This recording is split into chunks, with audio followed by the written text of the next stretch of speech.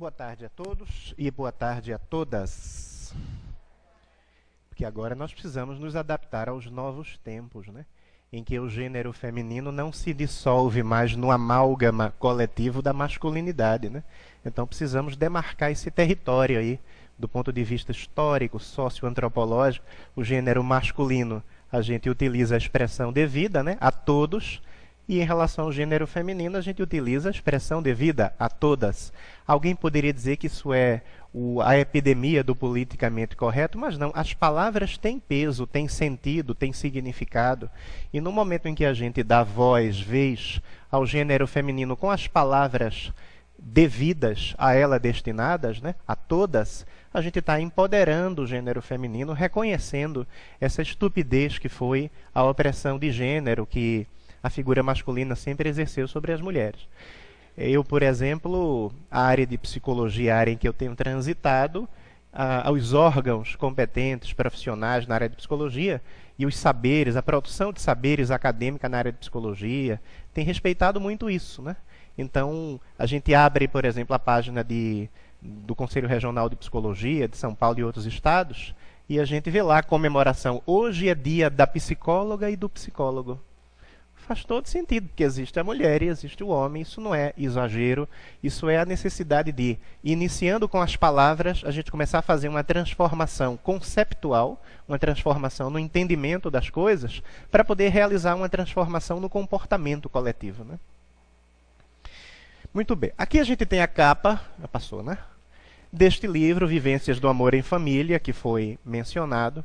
É um livro que me deu muita alegria de ser o organizador do trabalho, como eu sempre digo, o autor é Divaldo Franco, né? A Divaldo Franco é que nós devemos realizar toda a nossa gratidão, ou brincando com a metáfora bíblica que eu já fiz, a Divaldo Franco toda a honra e toda a glória, né? Eu sou só o organizador, eu peguei as gravações e organizei sistematicamente através de uma rede bem conectada de temas que produziu uma obra de fácil leitura, com mais de 65 narrativas muito bonitas sobre o tema da família, que vale a pena ler. Eu vou comentar algumas histórias do livro ao longo da minha apresentação, e ao final eu vou esclarecer um pouco mais sobre o conteúdo do livro. Eu trouxe aí o índice do livro para projetar aqui na tela, para dar uma comentada, para atiçar um pouco os de vocês de conhecerem esse trabalho. Eu andei enviando mensagens pela internet para vários amigos e pessoas que também eu não conhecia, mas que são dirigentes espíritas pelo Brasil afora, divulgando a obra, e muita gente se interessou. Alguns dirigentes de associações médico-espíritas com quem eu me correspondi disseram: olha, a gente vai fazer um grupo de estudo aqui sobre essa obra na nossa instituição, em outros lugares também. Realmente vale a pena. É um trabalho muito bonito. Então eu estou aqui, né, inclusive, com o autor, né, o Divaldo Franco. Eu estava na casa do Miguel de Jesus Sardano, lá de São Paulo, muito amigo do Divaldo, há mais de 50 anos, muita gente conhece. Tive a oportunidade de conversar com ele e mostrar esse projeto que a gente tem de vários livros, são vários, com a mesma metodologia de trabalho. Eu pego as gravações em áudio e vídeo, transformo em texto, que o próprio autor revisa, e a gente faz a publicação da obra com todos os trâmites editoriais, com todo o cuidado que os revisores realizam, que a dirigente da editora realiza. Realmente são muitas obras. Ele até deu risada e disse: meu filho, se eu desencarnar antes, você publica como obra póstuma, né? O ideal é que ele revise, porque confere qualidade ao texto a revisão do próprio autor, né? Mas a gente vai tentar fazer esse trabalho. Para a gente entender a questão dos fatores de risco e fatores de proteção para a prevenção de sofrimento psíquico, de dificuldades, de todos os matizes na vivência dentro da família, eu quero me apoiar nesse ângulo de raciocínio que eu denominei desenvolvimento humano e relações familiares. A gente começa por aí. A ideia é pensar que no comportamento social existem determinados fatores que são necessários para que haja saúde nas relações sociais e para que haja um desenvolvimento humano saudável. Pensando nesses fatores, a gente começa com o primeiro deles, que é o vínculo. Todos nós precisamos tecer vínculos. Todo mundo quer se sentir vinculado, porque o vínculo, ele nos faz mais fortes. O vínculo nos proporciona o apoio, o suporte necessário para a gente seguir adiante.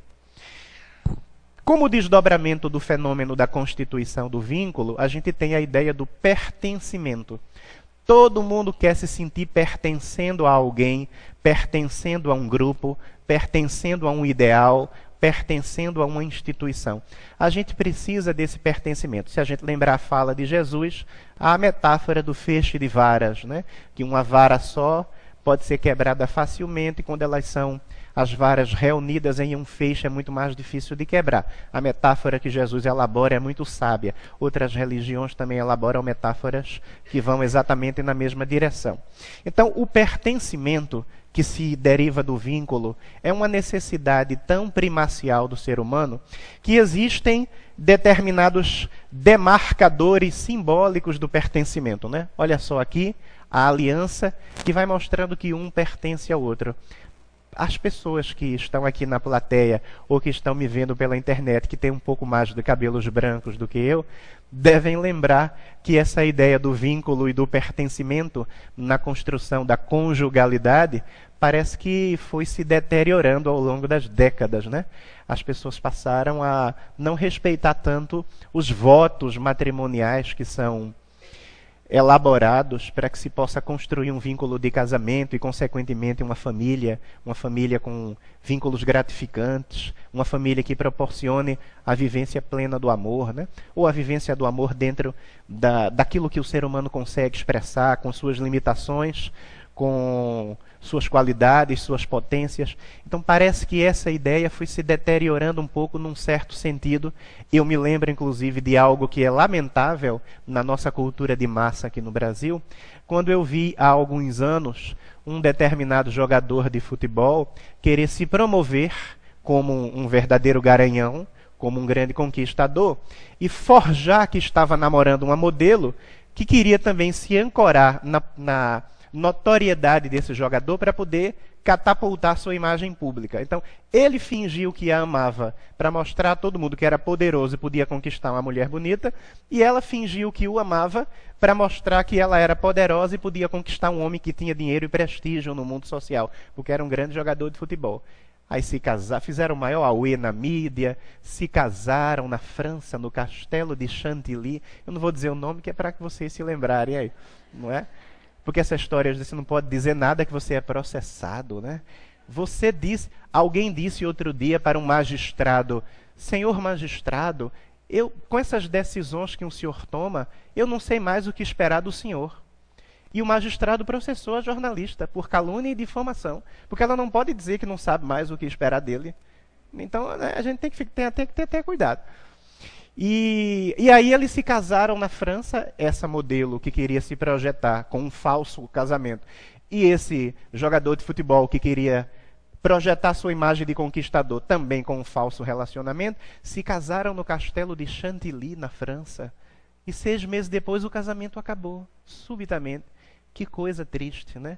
E aí eu vou me lembrar do livro Trilhas da Libertação, de Manuel Filomeno de Miranda, psicografado por Divaldo Franco, em que Filomeno vai demonstrar para nós que a partir do final dos anos 60, dos anos 70, com a chamada Revolução cultural dessa época, muitos espíritos extremamente necessitados, almas frágeis, que vieram do passado como verdadeiros cometas morais, trafegando pelo mundo, se esbarrando e se entrechocando com outras pessoas, na violência, na criminalidade, na forma primitiva ainda de existir, muitos desses espíritos começaram a reencarnar em grandes massas, final da década de 60, início da década de 70, como uma consequência desse processo de transição planetária, através do qual o mundo de provas e expiações vai se transformar num mundo de regeneração. Eles tinham o direito a uma última oportunidade para merecer ficarem nessa terra de regeneração do futuro.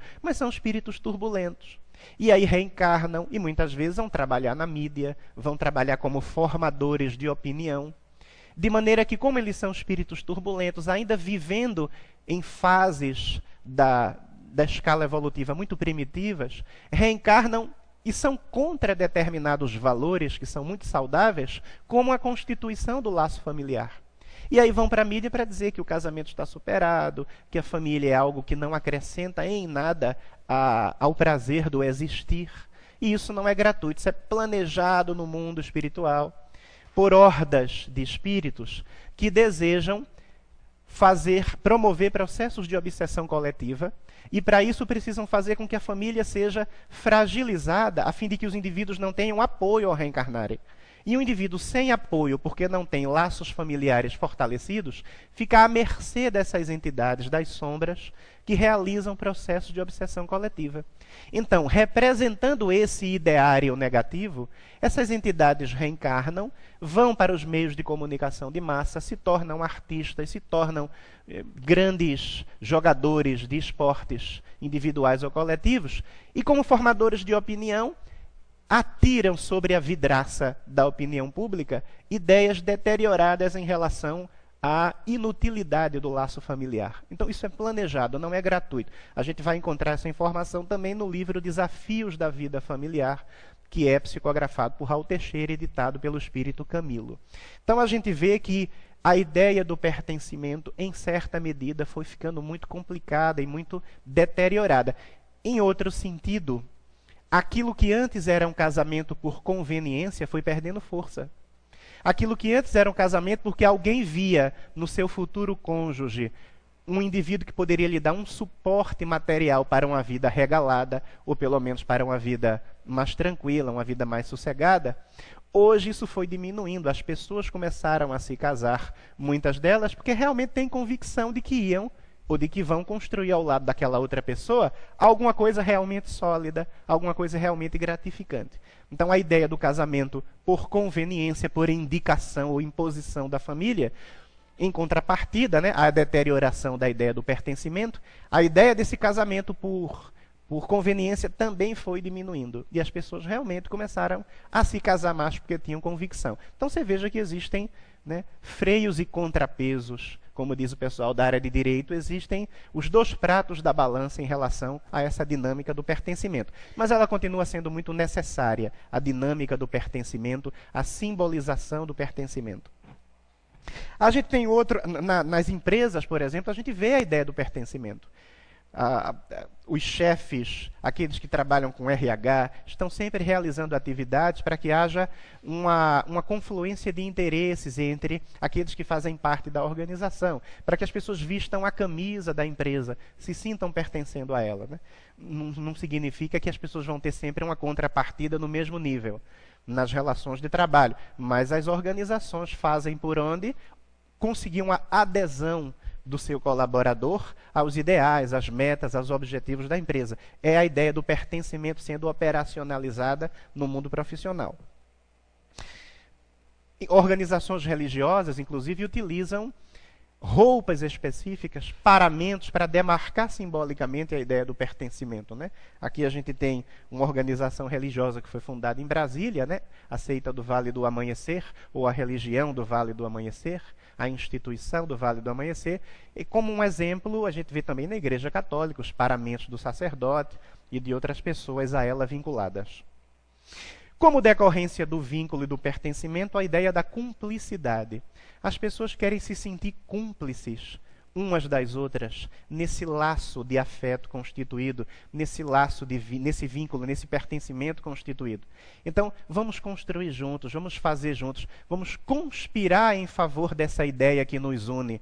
Então, é a ideia da cumplicidade, que eu gosto de mostrar essa imagem, que eu acho tão singela, né? Todo mundo precisa de um amigo, por que não a garotinha também com seu amigo? Eu espero que o amigo dela, depois do almoço, não tenha sonolência, né? Porque se ele cair para o lado esquerdo, a garotinha vai ter algum problema, né? Olha só que bonitinho, que garoto. As mulheres ainda dizem que os homens não são românticos, não são atenciosos. Olha o garotinho aí, e aí, meu amor, o que é que você tem? Conta para mim, eu não quero ver você triste assim, não é? Somos tão sensíveis, não sei por que é que vocês reclamam tanto, uma coisa não é assim. Olha só a cumplicidade, ó, o policial chegou lá para revistar, ó, mão na cabeça. Aí o cachorro disse, não, eu tô nessa também, né? Como diz a garotada aí, tamo junto e misturado, né? Então, ele foi lá se sentindo também, fazendo parte, né? Enfim, então essa é a cumplicidade positiva, não é essa que a gente tem visto nos noticiários políticos do Brasil nos últimos tempos. É a cumplicidade positiva. Olha só, o afeto agora. É o outro elemento para um desenvolvimento humano saudável, para relações interpessoais saudáveis. O afeto. Ainda dizem que as pessoas brigam como gatos e cachorros. Depende, né? Vai depender de qual é o gato. Alguém aqui tem gato e cachorro em casa? Olha, algumas pessoas têm aqui. Não, gato e cachorro, os dois juntos, que convivem. Tem gente que tem aqui. E ficam numa boa também. Vai depender de uma série de fatores, né? Olha só que bonito. Né? Desde a infância até uma idade mais avançada, fases mais avançadas do ciclo vital, é necessário demonstrar afeto. Porque tem um palestrante muito conhecido aqui no Brasil, que ele estava comentando uma vez, eu achei interessante no seminário dele, que no consultório psicológico dele, quando ele atende mulheres que acabaram tendo relações extraconjugais, que traíram seus maridos, que ele questiona, mas por que é que você traiu? Se você quiser me falar. Né? Eu traí não é por nada, não é nem pelo interesse naquela pessoa com quem eu me relacionei fora do casamento, mas é como uma vingança porque o meu marido não me escuta, o meu marido não me dá atenção. Então, como ele é desatencioso, não me escuta, eu acabei para me vingar me envolvendo com outra pessoa. Aí esse terapeuta disse, chegou em casa, deu boa noite para a mulher. Boa noite, amor. Senta aqui, amor, senta aqui. Disse, qual é o problema? Eu disse, não, como é que foi o seu dia hoje? Me conta. Ele disse, por quê? Algum problema? Eu disse, não, só para saber. Só... Por nada não, é só para... Interessante, né? O Rossandro Klinge. Alguns já devem ter visto, um excelente palestrante. Quem não viu as palestras dele, eu recomendo, é um psicólogo paraibano, meu vizinho, né? Que eu sou de Pernambuco, embora moro em São Paulo. Bom, daí, vínculo, pertencimento, cumplicidade e afeto são elementos indispensáveis à saúde das relações interpessoais, a um desenvolvimento humano saudável e, obviamente, que nenhum outro grupo social oferece esses elementos com tanta maestria do que a família. Nenhum outro oferece, né? A família tem, então, essa capacidade extraordinária de oferecer suporte aos espíritos chegados ao mundo das densas energias, na expressão feliz do espírito Camilo, no livro Desafios da Vida Familiar. Então, veja só. Dentro desse painel desenhado para a família, demonstrando que ela oferece os elementos a que me referi, a gente vai dar uma olhada nessa reflexão sobre o que a gente denomina fatores de risco e fatores de proteção para o sofrimento psíquico, para situações complexas da vida intrafamiliar. Então, eu mostrei essa imagem, coloquei essa imagem mostrando o risco, né? Quando a pessoa se coloca diante de uma situação na qual pode cair num precipício, simbolicamente falando. E essa outra imagem também é muito forte simbolicamente. Olha o risco que ele está correndo, né? É arriscado isso aqui, hein? Já pensou se ele erra o salto? Alguém aqui tem peixe aqui? Se o seu peixe erra um salto desse, já era, né? Vai virar comida do Frajola, né? Aquele gato lá do desenho. E os fatores de proteção. Olha aí, uma pessoa sendo protegida, e quem tem criança pequena, lembre-se da necessidade da rede de proteção, para não acontecer o que aconteceu em São Paulo recentemente, a criança que caiu do 14º andar, do 19º andar. Fatores de proteção. Todo mundo precisa desse anteparo. Aí a gente vai estudar os fatores de risco e de proteção no ambiente familiar. Vamos lá. Falta de coesão familiar e vínculos frágeis. Se nós falamos que a família oferece o vínculo, e o vínculo ele é um desses elementos indispensáveis a um desenvolvimento humano saudável, obviamente que se o vínculo se enfraquece, o fator de risco vai no bojo desse enfraquecimento. Família coesa. Aquela família que lá no domingo à tarde vai na casa da nona comer uma macarronada com polpeta. Ninguém está com fome porque o almoço já passou, né? Eu espero que vai comer o seu franguinho, a sua feijoada. Às vezes o menino reclama, o pré-adolescente reclama que quer jogar bola, quer fazer não sei o quê. Dá para fazer tudo. Dá para a gente participar desse ritual de perpetuação da coesão familiar, de fortalecimento dos vínculos. A Federação Espírita Brasileira, nos anos 90, lançou uma campanha nesse sentido, né? Família, aperte mais esse laço, que foi uma campanha reproduzida aqui pela USE de São Paulo. Fizeram um seminário com o Divaldo Franco, onde ele apresentou determinados temas sobre família, respondeu perguntas, e desse seminário resultou uma obra muito interessante chamada Laços de Família. Então, é necessário fortalecer. O professor Mário Sérgio Cortella, grande educador, muita gente conhece, filósofo e educador, ele apresenta um conceito muito curioso. Ele usa a metáfora da produção da pamonha nos interiores da vida. Alguém aqui já fez pamonha? Alguns já fizeram aqui, estamos em Matão, né? Então você tem que fazer, fica o dia inteiro lá na panela, né? E não pode parar, não é isso? Não pode parar, aí tem que alternar. Fulano, pega aqui você a colher de pau um pouco. Então vai fazer. E aí fica todo mundo junto fazendo a pamonha, né? E aí a pamonha é um fator para agregar a família, para a família conviver. Aí o professor Mário Sérgio diz assim: está havendo uma verdadeira despamonhalização da vida. A vida está despamonhalizada.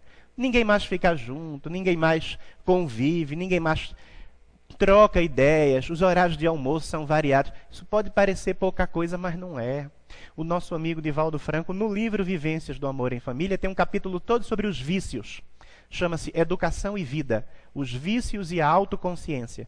Onde ele vai falar sobre a dependência química de drogas, vai falar do consumismo. Mas lá no capítulo de drogas, nós registramos na obra uma história muito emblemática que Divaldo já narra pelo mundo afora, de uma família que Divaldo entrou no banheiro, uma família muito rica, Divaldo entrou no banheiro, e o banheiro, as peças, os objetos da pia que abria, era tudo dourado, tudo brilhava bastante.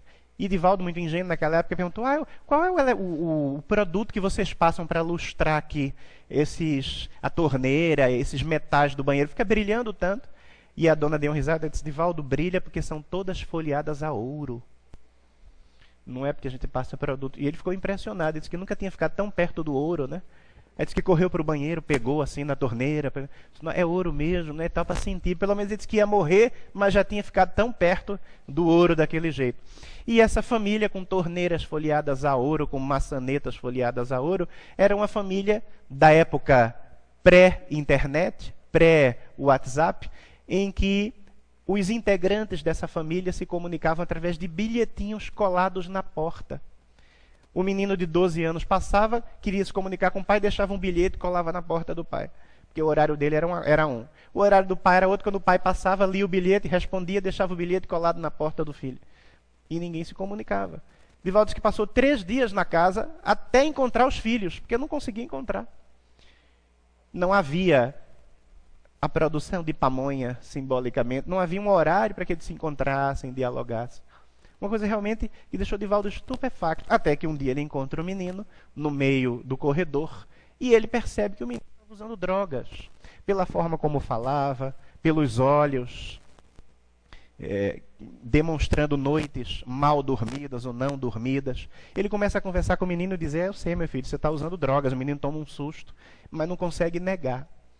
Na hora do lanche, Divaldo vai conversar com seus anfitriões e diz: eu conheci seus filhos. Ah, sim, que bom. Eu disse: pois é, eu fiquei triste porque eu soube que um deles está usando drogas.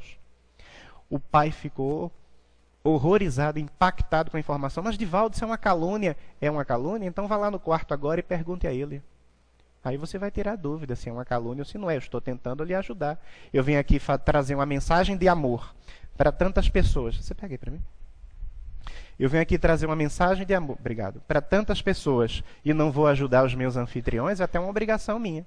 Então eu vi que seu filho está usando drogas. E se você duvida, como você me colocou, ele está lá no quarto, entre lá no quarto e pergunte.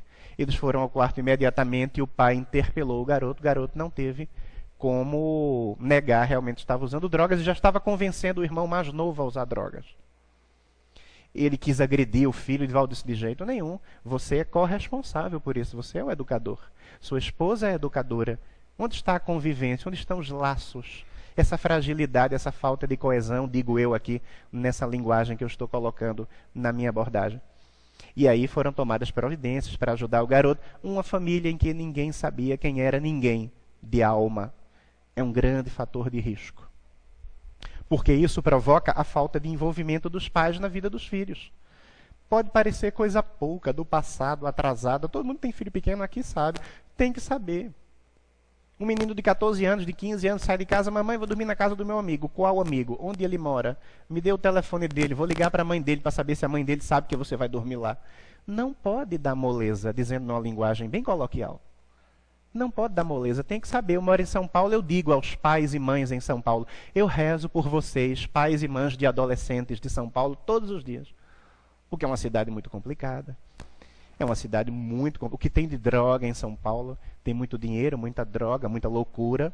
E também tem... É uma cidade que tem grandes problemas e grandes soluções, mas se a pessoa não tiver o suporte que a família oferece e esse envolvimento, fica muito complicado. Então, as histórias aí são as mais variadas que a gente vai ver, dos riscos a que são submetidas as crianças, submetidos os jovens, por causa da falta de envolvimento dos pais na vida dos filhos. É necessário não acreditar. Eu sempre digo que no dia em que uma criança, um adolescente disser assim para o pai, papai, você não confia em mim? Um pai uma vez me perguntou, o que é que eu digo? Vou dizer ao meu filho que eu não confio nele? O que é que eu digo para ele?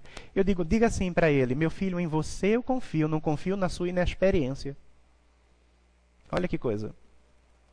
Não confio na sua inexperiência. Porque eu me lembro que quando eu tinha 10 anos de idade e 11 anos, eu era liderado por um rapaz que tinha lá seus 13, 14 anos, era um pouco mais velho, liderava os meninos de 10, de 11, na rua em que eu morava. Eu achava ele o máximo, era um ídolo, né, o menino. E meu pai dizia, esse rapaz não é boa coisa. Não, papai, é preconceito seu, porque o rapaz é mais pobre do que nós. Não, meu filho, eu já vivi, mas esse rapaz não é boa coisa. E eu achava que não, né, do alto da minha imensa sabedoria de 10, 11 anos de idade.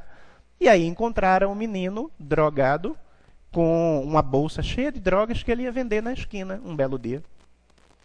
E aí eu vi que o meu pai sabia um pouquinho mais do que eu. Então a gente diz para não quebrar o vínculo com o filho, meu filho, em você eu confio. Eu não confio na sua inexperiência, porque eu sei que você viveu menos do que eu e tem certos ângulos de observação da realidade que você não é capaz de efetuar, porque você ainda não viveu o suficiente.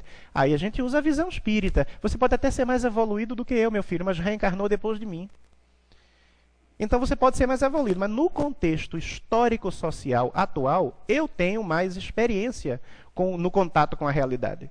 Você está começando agora a entrar em contato com esse contexto histórico-social atual. Então abra os olhos e os ouvidos, e seu pai, sua mãe, tem alguma coisa para lhe dizer, para facilitar o seu trânsito nas experiências do mundo. Escute, não precisa nem concordar, mas escute. Aí você não quebra o vínculo, e você participa do processo decisório que o jovem deve elaborar em relação ao seu próprio destino. Falta de supervisão, né, ou disciplina. Supervisão e disciplina. Me dizia um colega em São Paulo, um amigo em São Paulo, eu brinco dizendo que eu tenho muitos amigos sempre, né, tenho muitas histórias de amigos e de familiares. Me dizia ele que foi surpreendido com uma situação, para mim, inusitada, para ele também, obviamente, em que ele soube de um conhecido aqui no interior de São Paulo que mandou o filho estudar medicina na capital paulista. O menino passou 6 anos enganando o pai, pegando dinheiro na mensalidade sem fazer curso de medicina. No último ano de medicina, o pai foi tratar das questões da formatura. E aí, meu filho, sua turma já está organizando a festa, como é que vai ser? Aí, no último ano, o pai tem o desgosto e o pesadelo de saber que o filho o enganou durante 6 anos, que não estava estudando medicina. Estava curtindo a vida adoidado, que é o nome de um filme que passou aqui no Brasil nos anos 80. Né? Você imagina? Agora, será que um pai não desconfia um pai que está próximo, que participa da vida do filho, que o filho está enganando durante 6 anos e que não está estudando coisa nenhuma? Cadê esse pai que nunca foi na faculdade visitar o filho? Conhecer os professores do filho. Ah, vai pagar mico. Pague todos os animais, primatas, que você puder pagar. Todos os primatas, o mico, né, o macaco prego, o orangotango, pague o gorila, pague todos eles, entre lá pelos répteis, né, por todo o Australopithecus, o Pithecanthropus, pague tudo, mas vá conhecer. Não, eu quero conhecer a sua faculdade. Como é que eu vou pagar uma faculdade para o meu filho e não sei onde é que ele estuda? Então tem que ir lá, saber onde mora, né?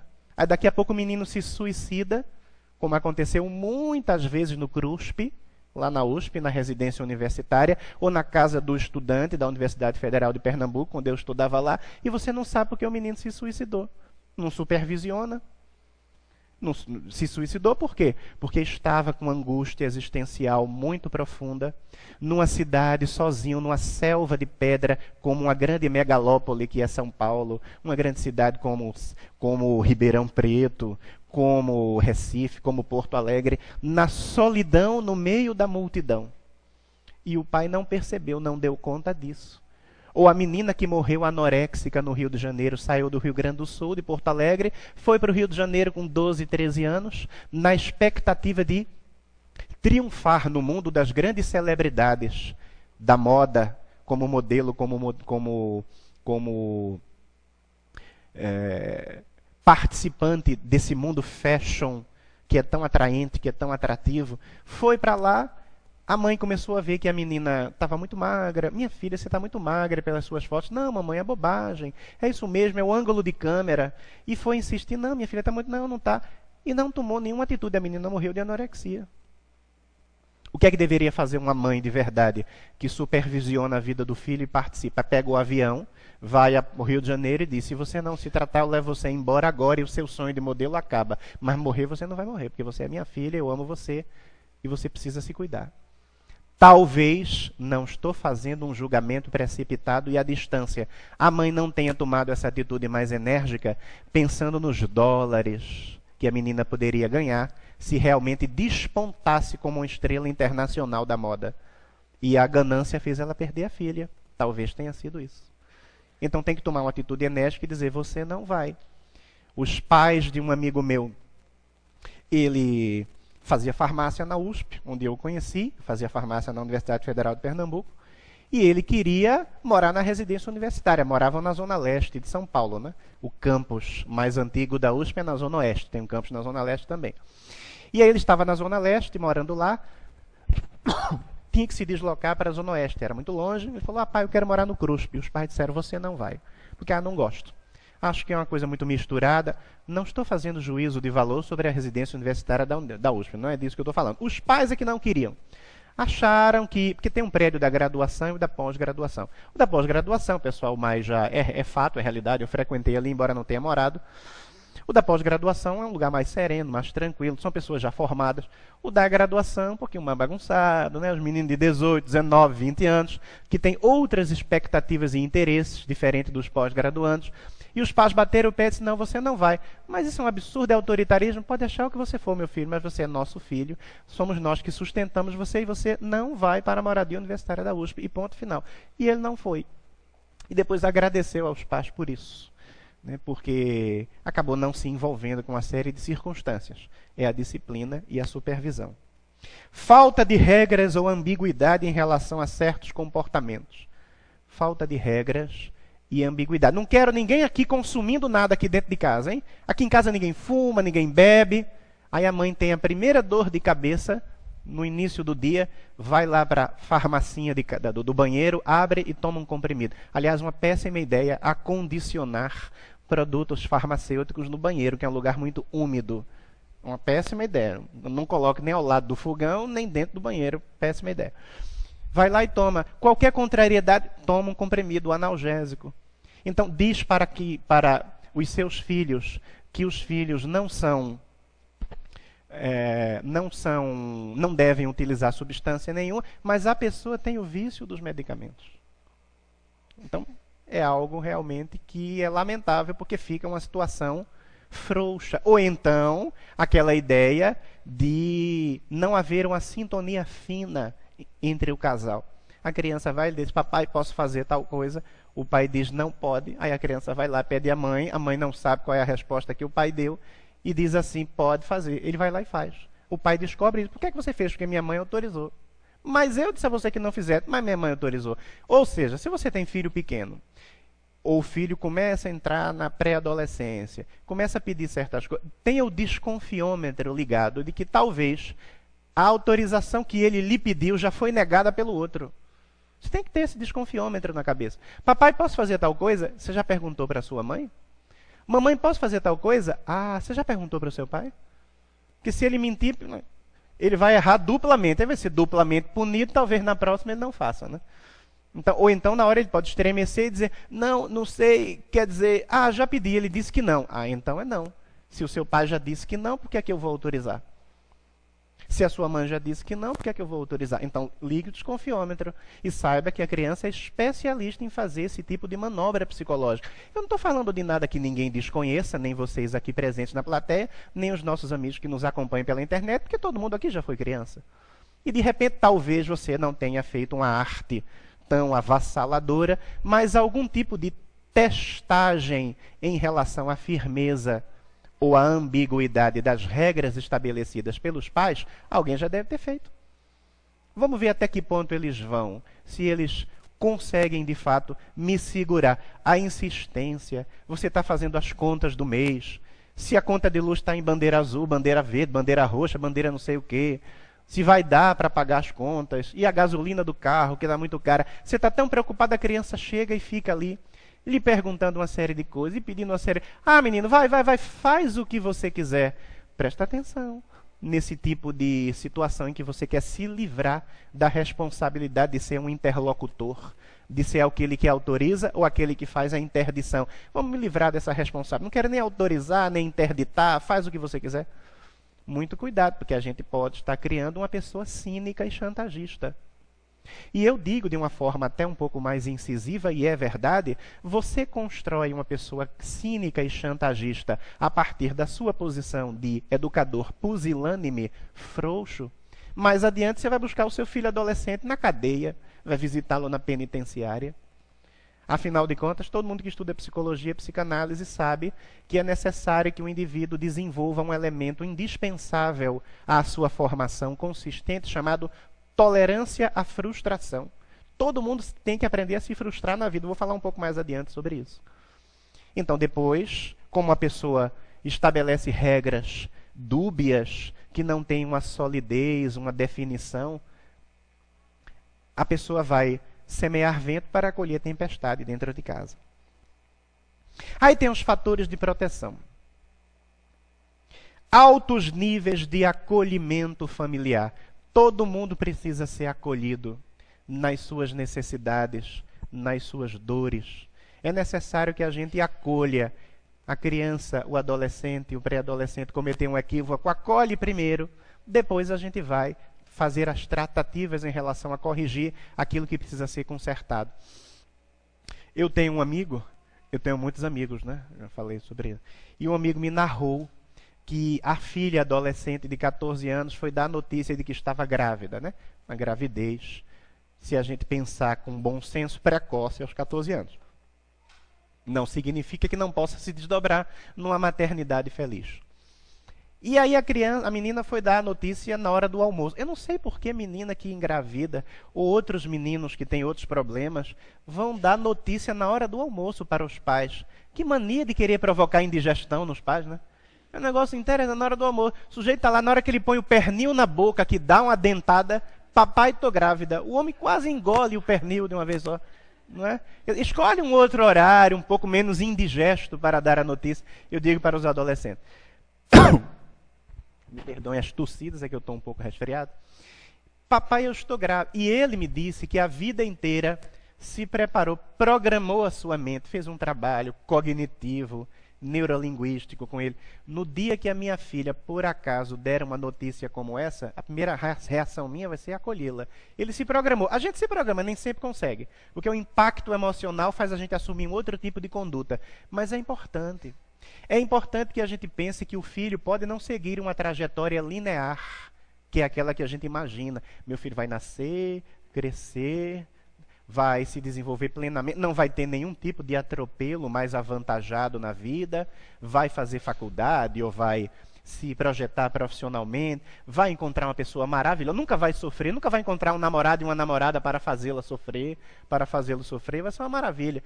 Tão linear, a primeira namorada vai ser a pessoa da sua vida, vai casar, vai ter filhos, o filho não vai ter síndrome de Down, o filho não vai ter cegueira congênita, o filho não vai nascer morto, vai ser tudo perfeito. A gente não pensa nos atropelos da vida. E isso não é assim, não é? De repente alguém comete aí uma curva na direção do carro do seu destino que não deveria efetuar. Papai, estou grávida. E ele tinha se preparado para isso. Se voltou para a menina e disse, minha filha, graças a Deus, Parabéns, minha filha, abrace aqui o seu pai. Mas por que, papai? Porque significa que você é saudável, não tem problema nenhum, não é estéril. E a maternidade é uma bênção, minha filha. Parabéns, abraçou a menina. A menina ficou estupefacta, a mãe mais ainda, todo mundo chorou, abraça daqui, abraça dali. 20 minutos depois de acolher a menina, ele chegou e disse, agora me conta essa história, como é que foi isso? Mas a menina já está relaxada, ela não vai achar que está sendo levada ao paredão de fuzilamento. Porque ela já foi acolhida. Não precisa nem demorar tanto tempo. Basta você conversar com alguém que tem uma opinião contrária. Eu estava conversando com o Orson sobre questões sociais muito profundas. Ele tem opiniões que não vão ao encontro das minhas. Não vão ao encontro, é bonito isso, né? Para não dizer opiniões contrárias. A gente chama isso de comunicação não violenta. É uma linha de abordagem da cultura de paz e não violência, né? Então é você dizer assim, você me diz alguma coisa e eu digo para você, eu entendo o que você diz. Primeiro eu acolhi o que você falou. Eu compreendo o que você falou. No entanto, eu penso de outra forma. Quando você diz assim, eu discordo de você, parece que existe um confronto, né? São dois gladiadores que estão de frente no octógono do MMA, né? Eu discordo de você. É diferente de você dizer assim, primeiro você sai do confronto. A pessoa diz algo, você diz, eu compreendo o que você falou, você já acolheu. Aí você diz assim, no entanto, eu penso de outra forma. É um pensamento paralelo, não necessariamente é um confronto. Eu penso de outra forma, eu vou em outra direção, não necessariamente frontalmente em relação a você. Eu penso de outra forma. Então eu e Orson nos compreendemos e pensamos de outra forma, né, Orson? Sobre vários assuntos sociais e políticos da atualidade. Então, é o acolhimento. Acolhe a menina. Depois a menina comentou que estava ficando com o garoto. E aí, de repente, numa ficada dessas, os garotos de 14, 15 anos, que têm essa coisa de querer demonstrar sua masculinidade, e precisam contar para os garotos da escola que conseguiram transar sem camisinha. Que a menina estava tão na dele que cedeu a transar sem camisinha. Porque isso é medalha de honra ao mérito, tá vendo? Eu conquistei ela de uma forma tão poderosa, tão avassaladora, que ela até transou sem camisinha comigo. Quando não filma para mostrar isso, né? O que é uma postura absolutamente violenta. É de uma violência indescritível. Eu digo isso para os meus alunos, para os adolescentes com os quais eu converso. Não faça esse tipo de patifaria. Você é espírita ou você é um jovem educado. Porque os meninos filmam as garotas e não filmam o próprio rosto. Aí você tem hoje meninas com 30 anos, que essa coisa não começou há muito tempo, porque nem todo mundo tinha uma máquina de filmar embutida no celular, né? Isso é uma coisa recente, dos smartphones, etc. e tal. Aí meninas hoje com 30 anos de idade, o filho chega da escola e diz, mamãe, meus colegas estão dizendo que você é uma prostituta, porque eles têm a filmagem de você transando com um namorado quando você tinha 16 anos. Obviamente que os amigos do menino não têm o direito de fazer esse tipo de agressão, né? Mas a menina, com a sua inexperiência, volta a dizer, diga para o seu filho, eu confio em você, minha filha, ou meu filho, mas não na sua inexperiência. Ela acha que vai ser brincadeira. Eu vi várias dessas filmagens, eu fiz um grupo com os amigos para estudar, uns 7, 8, 9, 10. E os meninos dizem, as meninas dizem, você não vai mostrar isso para ninguém não, né? Não, meu amor, fica só conosco. Conosco e toda a torcida do Corinthians, do Flamengo, porque eles vão jogar na internet, ou vão jogar no grupo, e alguém do grupo joga na internet. É o desejo interno, agressivo, de mostrar poder sobre a mulher. Olha como eu sou poderoso, ela faz o que eu quero, ela expõe até o que há de mais sagrado nela, que é a sua própria intimidade sexual. Olha como eu sou poderoso. Medalha de honra ao mérito. Então, cometeu esse tipo de equívoco, homens ou mulheres, mulheres ou homens, homens em relação a mulheres, mulheres em relação a homens, ou qualquer tipo de equívoco a que todos nós estamos sujeitos na trajetória da vida, acolhe a pessoa. Depois a gente vai lá e dá aquele famosa tapa com luva de pelica. Mas minha filha, mas meu filho, como é que você é tão instruído? Para poder proceder com a solução do problema. Senso de confiança básica. Um amigo meu, eu tenho muitos amigos, né? Eu já falei sobre isso. Diz que a filha de 14 anos falou assim, papai, eu estava vendo uma reportagem sobre drogas, sobre maconha, tal, a discriminação da maconha, alguns acham que o vocábulo deve ser esse. Outros querem validar um neologismo, a descriminalização da maconha. E, papai, alguns acham que tem que liberar a maconha e tal. Eu tenho colegas na escola que já usam. Se o senhor soubesse que eu fumo maconha, o senhor ia me tratar diferente? E o meu amigo psicólogo disse assim: não, minha filha, eu não ia tratar você diferente. Eu ia tratar do mesmo jeito, mas eu ia perseguir a maconha. A maconha eu ia perseguir de forma incansável, como um verdadeiro cão caçando no meio da mata escura. A maconha eu ia perseguir, mas você eu ia tratar do mesmo jeito. Aí me lembra da metáfora bíblica, né? Que o Senhor não deseja a morte do pecador, mas deseja a eliminação do pecado. Ou seja, a gente precisa ver que alguém que quer realizar uma experimentação adolescente não pode ser metralhado por ser a pior pessoa do mundo. De repente foi uma experimentação, talvez ela já tenha até usado quando fez esse tipo de comentário, né? E tem uma música popular falando sobre traição conjugal. Não estou fazendo nenhum aconselhamento, eu estou querendo fazer uma metáfora. O aconselhamento é assim, né? Deixar que a pessoa traia e fica vivendo 20 anos e a pessoa traindo. Isso é muito relativo, não quero entrar nessa questão. Mas eu acho a frase interessante em relação à questão da maconha, ou de um desvio de um filho. A frase diz assim, que a pessoa estava fingindo que não estava percebendo que ia ser traída, e diz assim: eu fiquei em silêncio porque o meu silêncio vai trazer você para mim. É a ideia de apostar que o parceiro vai se arrepender da traição que está fazendo. E verificar, estou jogando fora uma relação tão bonita por um momento de instabilidade conjugal que eu julguei que deveria ser solucionado através de uma relação fora do casamento. Um julgamento equivocado. Porque ou você resolve aquilo que você construiu, que é a relação do casamento, ou então você rompe aquela relação que se deteriorou de forma irremissível, irrecuperável, e vai construir a conjugalidade ao lado de outro parceiro. Ficar em cima do muro com traições sucessivas é que não é digno de uma pessoa que tem ética, que tem postura, que tem amor no coração. Mas ele, na música, diz assim: durante algum tempo eu fingi que não estava percebendo, fiquei em silêncio, para ver se você se conscientizava e voltava para mim. É uma tática. Pode ser tentado num certo sentido, né? Vamos relativizar tudo aqui. Em relação a uma criança estar fumando maconha, usando drogas, de repente, no momento inicial, pode ser que o pai também finja que não está percebendo e vá dando mensagens para a criança: ô meu filho, eu gosto tanto de você. Eu confio muito em você e sei, meu filho, que você confia em mim. Que qualquer coisa que lhe aconteça, de bom ou de mal, eu sei que você vai me contar, porque você me ama e você confia em mim. Aí vai sensibilizando, tocando o coração da criança ou do adolescente. Ele vai percebendo: é verdade. Eu estou fazendo alguma coisa escondida, estou traindo a mim mesmo e traindo a relação que eu tenho com meu pai. Eu vou contar para ele. Isso pode acontecer. Ao invés de pegar no flagra e dizer: mas que horror, isso é um absurdo, vou mandar você não sei para onde, vou internar. Muito cuidado, né? Senão a confiança básica se quebra. Relacionamento familiar, então, que evite críticas severas e desmedidas. É um desdobramento do que eu falei. Eu me recordo, eu em família, tinha lá meus 10 anos de idade. Eu tenho uma irmã que é 1 ano mais velha, outra irmã que é 2 anos mais velha. Então eu estava lá com meus 10 anos de idade e comecei a ter dificuldades em olhar a televisão. Eu não estou enxergando direito aqui a hora, porque o reflexo do sol... Ah tá, agora já vi. Lá para os meus 10 anos de idade comecei a ter dificuldade de olhar para a televisão e ver as imagens da televisão. Aí eu me aproximei muito da televisão. E uma irmã minha começou a curtir um barato comigo, né? Ah, é o cego, né? Parece que tá cego, é o cegueta, começou a rir.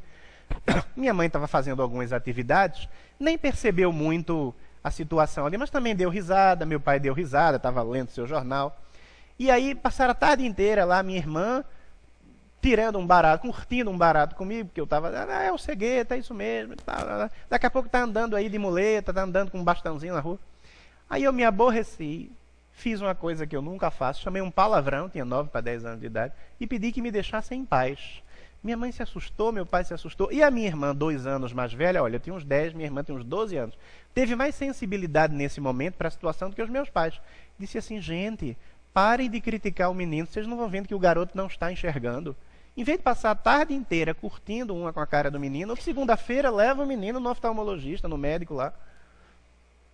Ou seja, qualquer limitação que a gente tem Qualquer situação que a gente verifique que deve ser consertada porque descompensou, a gente não deve realizar críticas severas à situação na qual o filho submergiu. A gente precisa ser um pouco mais sutil, porque todos nós temos dificuldades.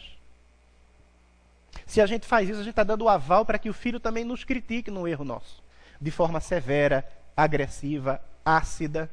E se esse tipo de reciprocidade de crítica severa se instala, se torna hábito na dinâmica familiar, onde é que a gente vai parar? Encorajamento à participação das crianças nas decisões e responsabilidades da família. Empoderar a criança. Você vai passar o final de semana em algum lugar, o feriadão. Em determinado feriadão, você diz, crianças, vocês é que vão decidir para onde é que a gente vai hoje. Onde é que a gente vai? A criança pode querer sugerir alguma coisa, um parque, alguma coisa. Não é muito o que você gosta, mas você ajuda a criança para que a criança possa se sentir parte integrante da dinâmica da família, protagonista da dinâmica da família, num certo sentido, né? Porque aqueles que conduzem um barco são os pais e os educadores, mas num certo sentido também protagonistas da dinâmica familiar. É um empoderamento, é fazer com que a criança comece a perceber que ela é uma peça ativa e não uma peça passiva. Cuidado quando você perguntar para as crianças onde é que elas irem, onde é que elas querem ir, porque vai que elas dizem assim, vamos à Riviera Francesa, papai, vamos a... né? Aí você diz, a Disney, né? Aí você diz assim, não, meu filho, vamos fazer o seguinte, vamos deixar a Disney para o próximo feriadão. Agora a gente vai para Pindamonhangaba mesmo, entendeu? A gente vai lá para Fernandópolis mesmo, dá um pulo lá e tal, né? Enfim, mas é importante. Aí, a gente sabe que essa interpenetração entre o individual e o social é algo que é um fato corriqueiro na nossa vida. Qual papel a sociedade pode exercer sobre o destino dos indivíduos? Como a sociedade afeta a construção do eu? Família, trabalho, escola, comunidades, partidos são instrumentos para nos tornar mais sociais. Essa imagem que está aí é emblemática, um senhor com o seu cachorrinho. Isso me lembra populações em situação de rua, em grandes cidades do Brasil, sobretudo, como São Paulo, que muitas vezes rejeitam o convite de funcionários da prefeitura para se hospedarem em albergues públicos. E rejeitam porque nesses lugares o seu cachorrinho não pode entrar, o seu animalzinho de estimação não pode entrar. E eles dizem assim, se eu não posso levar meu cachorrinho, eu prefiro ficar na rua. Porque eu não quero ficar longe do meu cachorro. Às vezes o cachorrinho é o único vínculo que esse indivíduo tem. E as pessoas que trabalham com a ideia do vínculo e do desvínculo, sobretudo em situação de vulnerabilidade social, os profissionais de saúde, os profissionais da área de serviço social, sabem disso. Tem assistente social aqui? Não tem nenhum assistente social? Psicólogo? Tem psicólogo aqui? Levanta a mão. Tem alguns. Tem... profissionais de saúde, de uma maneira geral, levanta a mão. Educadores, levanta a mão. Professores, educadores. Todo mundo que trabalha com populações dos mais variados matizes, mas sobretudo de alta vulnerabilidade, vai perceber essa ideia de que o indivíduo espanta a solidão com esse vínculo que às vezes é um animal de estimação. Quem sou eu? Ninguém sabe ao certo o que é nem quem é até ser socializado. Quando a gente estuda minimamente a ideia dos processos de socialização, a gente sabe disso. Então, quando a criança começa a se socializar, é que ela vai se descobrindo e quem está ao lado vai descobrindo essa alma numa vertente reencarnatória da interpretação do fenômeno da socialização. A gente começa a perceber que o espírito, com a sua bagagem do passado, começa a escoar esses conteúdos psíquicos que aparecem de maneira um pouco mais clara do que nas fases que antecedem a essa socialização fora do ambiente familiar. Então, eu me recordo que a minha sobrinha, entre 4 e 5 anos, entrou na escola. E eu tinha dificuldade, eu saí de férias em janeiro, dezembro, janeiro. Em janeiro eu falava com ela lá, voltei para São Paulo e ao telefone, em janeiro, eu tinha dificuldade de entender o que ela falava, entre 4 e 5 anos. Ela entrou na escola, janeiro, fevereiro, março. No final de março, eu falei com ela ao telefone, já entendia tudo que ela falava. Todo mundo que tem criança pequena que começa a entrar na escola, em idade escolar, sabe disso. O salto qualitativo da comunicação, da expressão das emoções, da expressão fonológica é absurdo. Todo mundo sabe disso. É a socialização que vai fazendo com que o indivíduo se desenvolva. Então a pessoa vai se expondo, mostrando quem é. A gente tem aí o garotinho que está construindo alguma coisa, a outra criança que está tentando ajudar e a outra que está só observando. Então você começa a ver a tendência, né, que essa alma tem. Um primo meu, eu tenho uma família muito extensa, né, tem muitos parentes, tem filhas gêmeas. E eu me recordo, eu morava em Recife, as duas meninas estavam lá em casa, foram nos visitar com eles, logicamente, né, não foram sozinhas, menina de 3 anos de idade, e elas foram tomar banho, as duas meninas.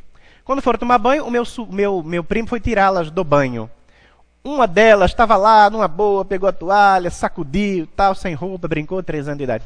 A outra, na hora que saiu do banho, começou a dizer, não, assim não, e pediu a toalha para se cobrir.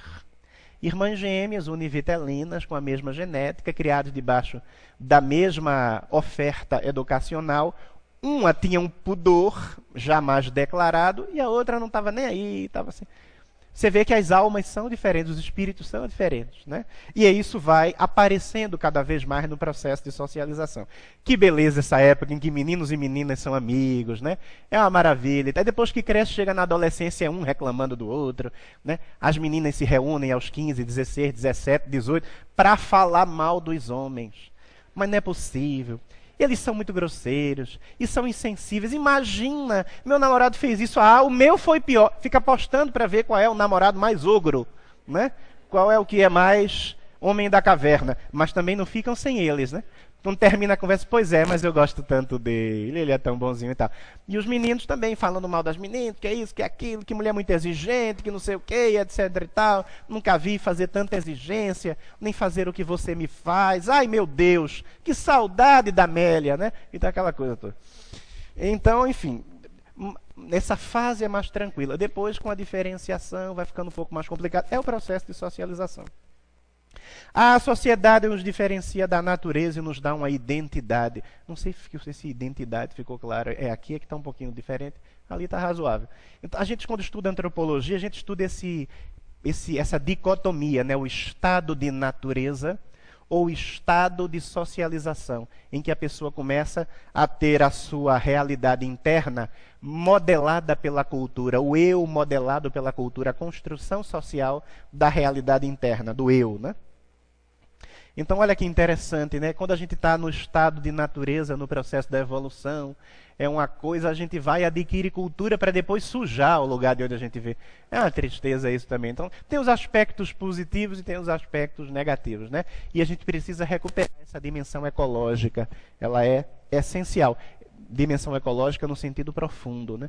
Ecologia natural, ecologia social, ecologia no sentido mais amplo.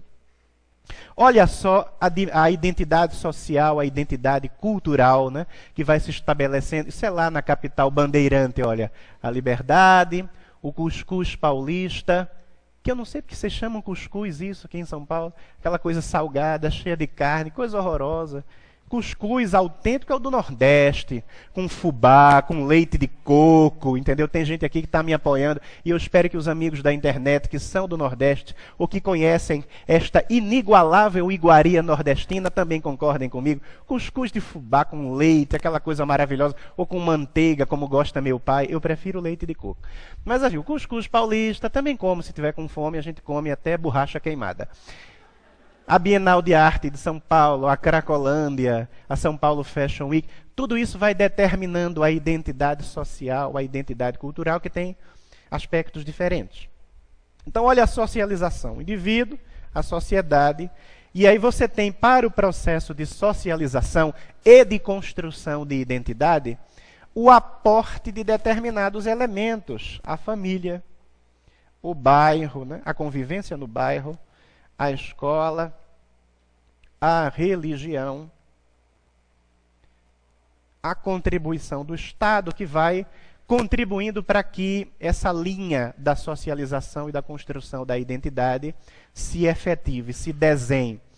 Quando você pensa, então, na família, esse importante elemento de socialização, a gente vai percebendo que a família, assim como qualquer instituição social, é nosso centro de memória. As instituições sociais são nossos centros formadores de memória. Então, olha, uma amiga minha se referiu... Eu tenho muitos amigos, né? Uma amiga minha se referiu ao piqui. Alguém já comeu piqui? É uma delícia o piqui. Sabe que eu nunca comi piqui? Eu preciso comer, senão o meu seminário vai ficar falso, né? Eu falo de uma comida que eu nunca comi, fica um seminário fake, uma coisa estranha. Mas aí uma amiga minha, olha, sobre o pequi, uma amiga de Goiânia me disse certa vez, isso tem cheiro da minha casa. Se tiver algum goianiense nos vendo, tem aqui? Isso tem cheiro da minha casa. Porque, veja, a comida lembra a memória que ela foi construindo em torno da vivência familiar. Ou aquela comida que tem cheiro da casa da sua avó, que tem cheiro da casa do seu ex-namorado, da sua ex-namorada, que tem cheiro da casa de um amigo seu. As instituições sociais são nossos centros de memória. Olha uma senhora ali, que ela está mostrando a memória da família da qual a menina não participou da construção dessa memória porque era muito jovem. Então a memória está ali na forma de uma... Eu brinco com os adolescentes quando eu mostro essa imagem, meninos de 17 e 18 anos, quando estão entrando na faculdade, eu digo, o tio vai explicar para você o que é aquele objeto ali. Ó.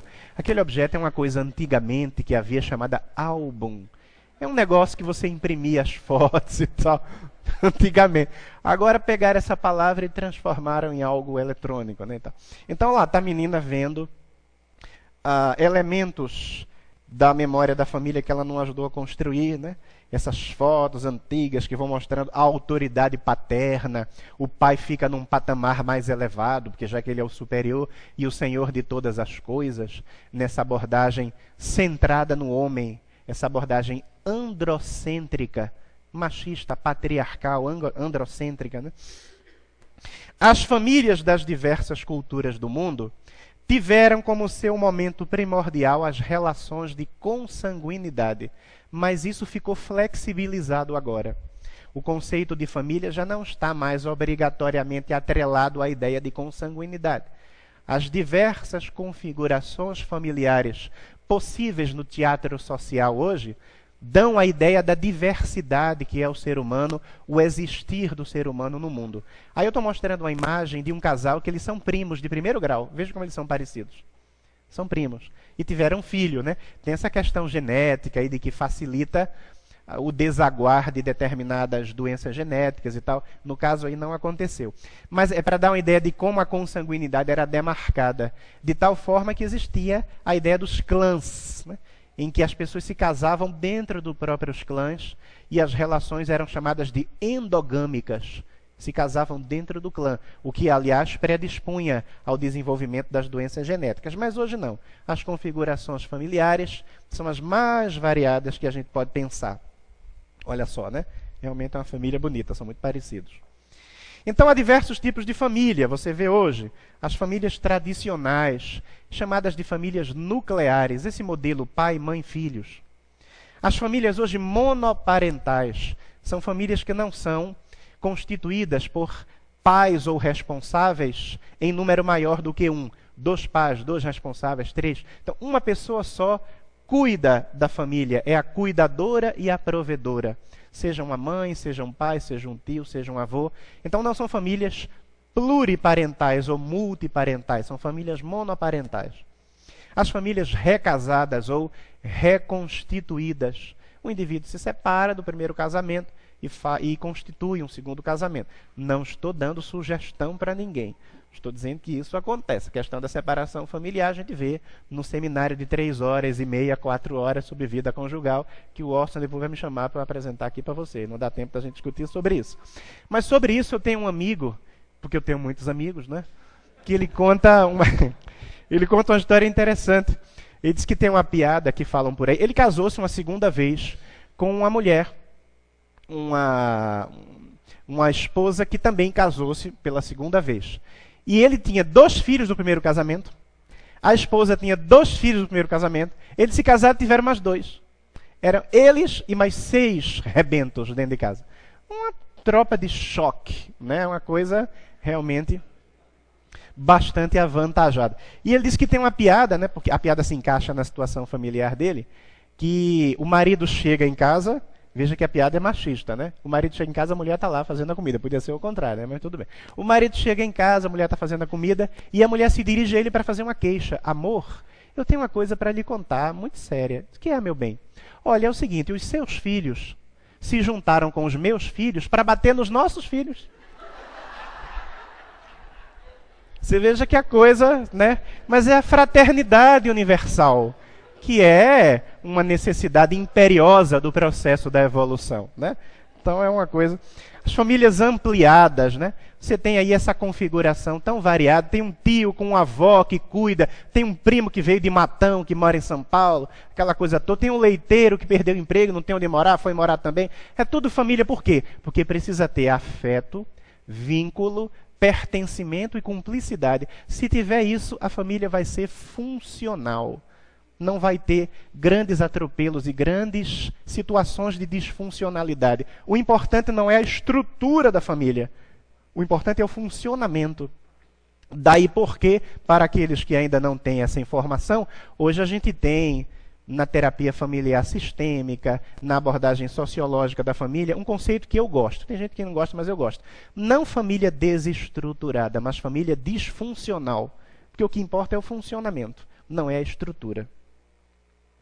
Faz famílias não convencionais dos mais variados matizes, e a gente vai dialogar um pouco sobre a dinâmica dessas famílias, de acordo com aquilo que a gente vai detectando em estudos na área de ciências humanas, de psicologia, da estratégia saúde da família, enfim, de uma maneira mais ampliada.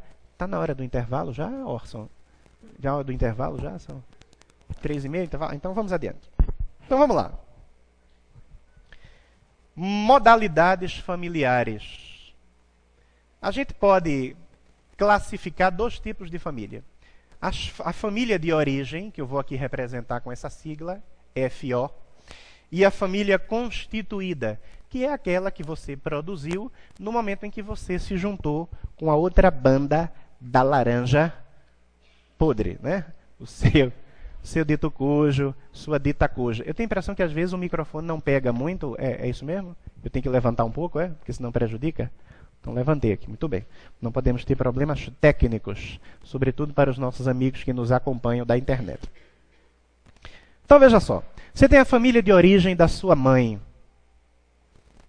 A família de origem da sua mãe é aquela no bojo da qual a sua mãe se desenvolveu, foi educada, constituiu a sua estrutura psicológica. Você tem a família de origem do seu pai, dentro da qual o seu pai foi educado. Na hora que junta a minha mãe, meu pai, meus irmãos, tem a minha família de origem.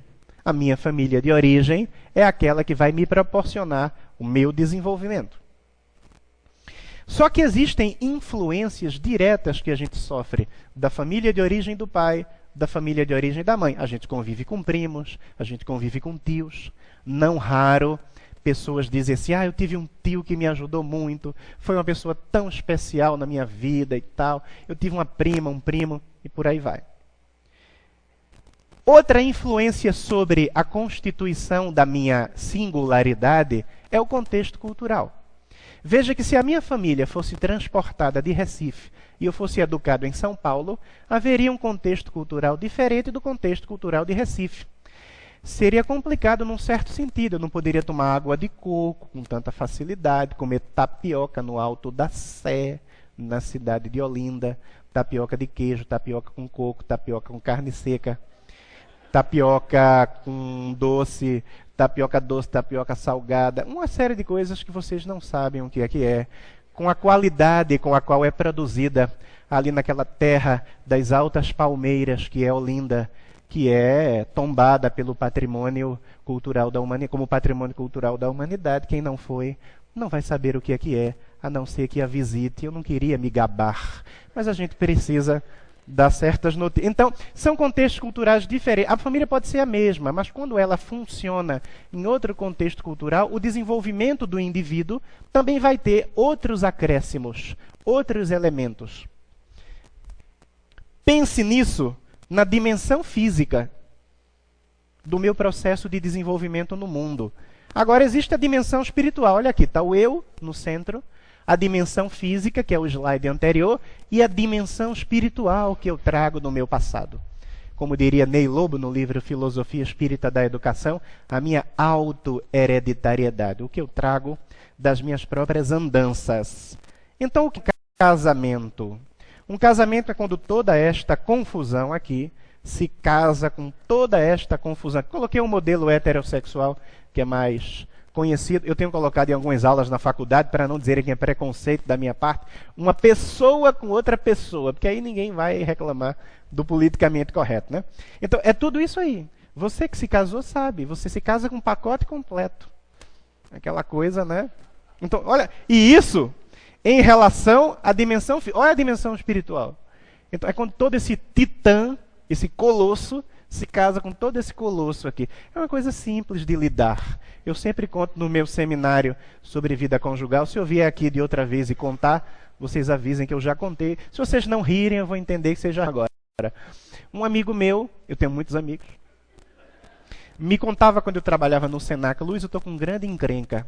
Porque eu não sei se é porque eu sou profissional da área de educação, de psicologia, não sei se é porque eu sou espírita, mas o povo olha pra gente assim e diz assim: esse cara vai me ajudar, de algum jeito, né? Acontece isso com você, Orson. O pessoal olha para os seus cabelos brancos e diz: este senhor de 90 anos vai me ajudar. Ah, não é tudo isso, né? Não, você tem um aspecto jovem, só o cabelo, mas tá charmoso o cabelo branco. Eu tô ficando com alguns aqui, não posso nem falar, daqui a pouco eu tô concorrendo com você. Aí ele chegou pra mim e disse assim, é bem nordestino isso, né? Ele chegou pra mim e disse assim: Luiz, eu tô com um problema. Conta, meu filho, senta aí, me conta, que eu já tô acostumado com isso, eu gosto. E eu gosto, é ótimo, parece que é um negócio sadomasoquista. Eu digo assim, gosto de escutar, de acolher, se eu puder ajudar. Eu tenho uma esposa, já foi um negócio assim meio, né? Eu tenho uma esposa que a família dela tem um comportamento muito diferente do meu. A família dela, todo mundo invade a privacidade de todo mundo. Ninguém respeita o espaço de ninguém. E eles são felizes assim, pelo menos se dizem felizes. Ninguém acha que está sendo demais na vida do outro. Eles gostam que um invada a privacidade do outro, determine o que é que o outro deve fazer da vida. A minha família é exatamente o contrário. Todo mundo respeita o espaço de todo mundo. E eu me casei com essa criatura, você imagina? E os meus cunhados estão interferindo na educação do meu filho. Eles querem ser mais pais do meu filho do que eu, que sou o pai. Eu disse assim: mas meu querido, você não notou isso no namoro? Ou numa coisa que, às vezes, o tio tem que explicar para gerações mais jovens, chamada noivado, né? Que tem gente que não noiva mais. Você não explicou isso, não viu isso no namoro, no noivado? Ele disse: pois essa é a questão. A gente se conheceu, namorou, noivou e casou em 8 meses. Eu digo: meu amigo, você não passou um Natal com a dita cuja, um aniversário com a criatura. Porque a gente vai convivendo no dia a dia, né, nas várias fases do ano, para saber quem é a pessoa, para saber quem é a família da pessoa, nesses momentos de descontração, ou até nos momentos sérios. Como é que a gente resolve as questões que aparecem, se a gente é mais calmo, se a gente é irascível e perde o autocontrole. Aí você começa a ver como é que vai ser a vida com aquela criatura e de repente até rompe o namoro, que é para não embarcar num barco furado. Então tem que experimentar para saber quem é a pessoa. E eles foram precipitar 8 meses. Aí eu falei para ele: foi precipitação sua? Ele falou: pois é, agora eu estou casado com uma pessoa que ela é ótima. Agora, essa forma de funcionar que ela exibe junto com a família me incomoda, porque se choca frontalmente com a maneira como a minha família funciona. E agora, além de estar casado com ela, se for para mim o telefone, daí que eu estou ocupado, que eu estou ministrando um seminário espírita, que eu atendo depois. É que o pessoal da internet não está sabendo. Tocou aqui um telefone, aí eu estou dizendo que se for para mim, eu atendo depois, porque fica chato. Você está aí me assistindo na internet, pessoal aqui na plateia, eu não vou atender. Eu atendo depois. Então, eu estou com um problema porque além de estar casado com ela, eu tenho um filho. Eu falei: realmente, é um problemão. dei algumas sugestões, porque tem uma hora que você tem que demarcar o território, né? Você vai dizer, olha, meu bem, nós nos casamos, nos precipitamos num certo sentido, você é uma pessoa maravilhosa, eu gosto de você. É o discurso do canalha, né? Uma mulherada diz, o problema não é você, o problema sou eu, né? Mas não é isso, o problema é que não há sintonia profunda em relação a determinados princípios da dinâmica da família. Não há sintonia profunda entre eles. Ele tem uma visão sobre esses princípios do funcionamento familiar, ela tem outra visão, que foi a educação que ela recebeu. E aí, nesse entrechoque com uma criança no meio, a coisa é complexa. Mas eu falei para ele que ele precisava colocar as cartas na mesa e dialogar, e dizer que ele estava ficando incomodado, porque a sua autoridade de pai estava sendo usurpada pelos cunhados. O que não faz sentido nenhum. A gente chama isso, o funcionamento da família e da mulher dele, de família simbiótica, onde todo mundo se insere na vida de todo mundo e ninguém respeita o espaço e o papel familiar de ninguém. A gente vai falar um pouco mais sobre famílias simbióticas. Então é algo realmente muito complexo. As famílias mudaram, né? Então você tem hoje uma maior intergeracionalidade, uma maior convivência entre as famílias. Essa imagem aqui é emblemática, porque essa democracia na dinâmica da família não era algo usual há 50, há 60 anos. Aquilo que a gente via nas fotos era a foto anterior que eu mostrei. O pai em cima, a mãe em cima, a criança embaixo. Criança não fala, criança não tem direito a opinar. Se alguém aqui foi educado dessa forma, eu respeito a maneira como você foi educado. Agora, acho que é limitação daquela geração de 50, de 40 anos atrás. Por que a criança não deve opinar? Aí ela não opina nunca, você não constrói um laço de confiança. Quando ela tiver problemas na adolescência, ela não vai opinar, porque ela aprendeu que ela não tem que falar, só tem que obedecer. Aí ela faz o que ela quiser da vida dela, do alto dos seus profundos e maduros 14 anos. Porque ela aprendeu que ela não tem que falar. Então não é assim não, você pode falar na hora certa, meu filho, mas não agora, que papai está conversando com uma pessoa adulta. Se é conversa de adulto, daqui a pouco eu escuto seu pai. Aí sim, é a hora certa de falar. E não dar uma tesourada na criança para que a criança não tenha vez e não tenha voz. É diferente. Educar é um negócio complicado. E eu digo sempre, não é desestímulo. Se você sente que não tem vocação para ser educador, não invente de fazer o que você não sabe. É que nem você pedir para um lutador de MMA dançar o balé do quebra-nozes. Ele não foi treinado para isso. Imagina o José Aldo dançando o cisne negro. Não vai conseguir, ele não foi treinado para isso. Então, de repente, se você vai fazer a sua família infeliz junto com você, então você percebeu que é o momento de você dar um tempo nessa encarnação, de você equacionar determinadas questões internas, sem produzir azedume na vida do outro. Então não constitua família, não tenha filhos, que é para você não infelicitar ninguém. Agora, se você está disposto a vencer suas limitações pessoais, case-se, construa uma família, tenha filhos, se estiver com a alma aberta para o processo de autossuperação, que é um elemento indispensável dentro do programa da evolução. A gente tem que estar sempre se autossuperando, se autocontemplando e se autossuperando. Pelo deslocamento do meu amigo Orson das cadeiras mais para o meio para a cadeira da frente, eu suponho que estamos no momento do intervalo, não é isso? Agradeço a todos pela atenção, vamos ao intervalo. Bom, nós teremos então um intervalo e nós queremos comunicar aos nossos amigos internautas que voltaremos, não é o encerramento. Então, de 15 a 20 minutos de intervalo, o lanche está servido ali fora. Quem não pegou o jornal Tribuna está à disposição lá fora, ali na mesa. E os livros que ele citou e que vai falar ainda mais, estão aqui na frente. Como o livro tem 600 páginas e o preço não é tão pequeno, né, R$50 o exemplar, nós queremos sugerir que comprem em dupla. Porque aí você pode, 25, dá para fazer os 50 para quem quiser comprar em dupla e os dois lerem. Quer falar alguma coisa sobre isso? Eu acho que é um desestímulo às pessoas que têm R$50 na carteira e querem comprar o livro. Não, não é assim, ó. Orson, a gente tem que sonhar alto. Porque se a gente cair, a gente cai lá de cima. Mas sonha alto, pelo amor de Deus. Então vamos lá, a gente volta em 15 a 20 minutos.